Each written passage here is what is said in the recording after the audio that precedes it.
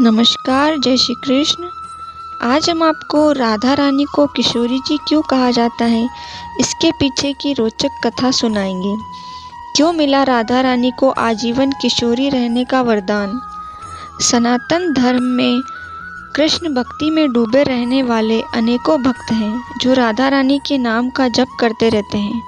धार्मिक मान्यता है कि जो भक्त सच्चे मन से राधे राधे का जाप करता है उसे मोक्ष की प्राप्ति होती है और श्री कृष्ण के बैकुंठ धाम गोलोक में स्थान प्राप्त होता है।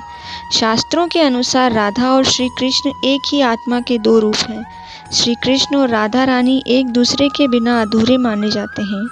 इसलिए आज भी श्री कृष्ण से जुड़े प्रत्येक कार्य में राधा रानी का नाम सबसे पहले लिया जाता है। राधा रानी को अनेकों नामों से जाना जाता है, जैसे वृषभानु कुमारी, बरसाने की रानी और किशोरी जी। शास्त्रों के अनुसार राधा रानी धरती लोक पर हमेशा किशोरी रूप में ही रही है। शास्त्रों में उल्लेखित कथाओं के अनुसार राधा रानी को ऋषि अष्टावक्र से आजीवन किशोरी बने रहने का वरदान मिला था। आज इस वीडियो में हम जानेंगे कि ऋषि अष्टावक्र कौन थे और उन्होंने राधा रानी को किशोरी बने रहने का वरदान क्यों दिया। पौराणिक कथाओं में यह वर्णन मिलता है कि द्वापर युग में वेदों और शास्त्रों के महान ज्ञाता ऋषि कहोड़ और माता सुजाता के पुत्र का नाम ऋषि अष्टावक्र था। ऋषि अष्टावक्र अपनी माता के गर्भ में ही अपने पिता ऋषि कहोड़ द्वारा शास्त्रों और वेदों का ज्ञान सुनते थे, लेकिन उन्हें शास्त्रों का ज्ञान सही नहीं लगता था। इसलिए ऋषि अष्टावक्र ने अपनी माता के गर्भ के अंदर से ही अपने पिता से कहा कि शास्त्रों में ज्ञान नहीं है, ज्ञान तो हमारी अंतरात्मा में होता है। हम सभी सत्य को बाहर खोजते हैं, जबकि सत्य तो हमारे अंदर है। शास्त्र तो केवल शब्दों और वाक्यों का समूह है। अपने ही पुत्र से शास्त्र विरोधी बात सुनने पर ऋषि कहोड़ को बहुत क्रोध आया और उन्होंने गर्भ में पल रही अपनी संतान को श्राप दिया कि जो अभी तक अजन्मा है, जिसने अपनी माता के गर्भ से मेरे शास्त्र ज्ञान को चुनौती दी है, जन्म के बाद उसका शरीर 8 अंगों से टेढ़ा होगा। इसी श्राप के कारण ऋषि अष्टावक्र 8 अंगों से टेढ़े थे।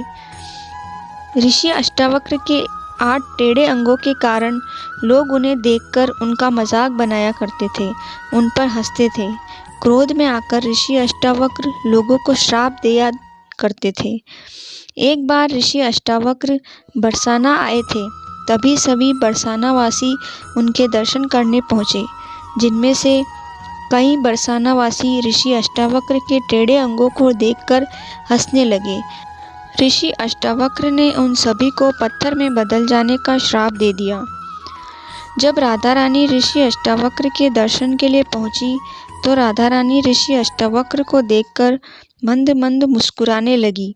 ऋषि अष्टावक्र अपने क्रोध में आकर राधा रानी को श्राप देने ही वाले थे कि श्री कृष्ण ने ऋषि अष्टावक्र से अनुरोध किया कि वह एक बार राधा रानी से मुस्कुराने की वजह तो जाने।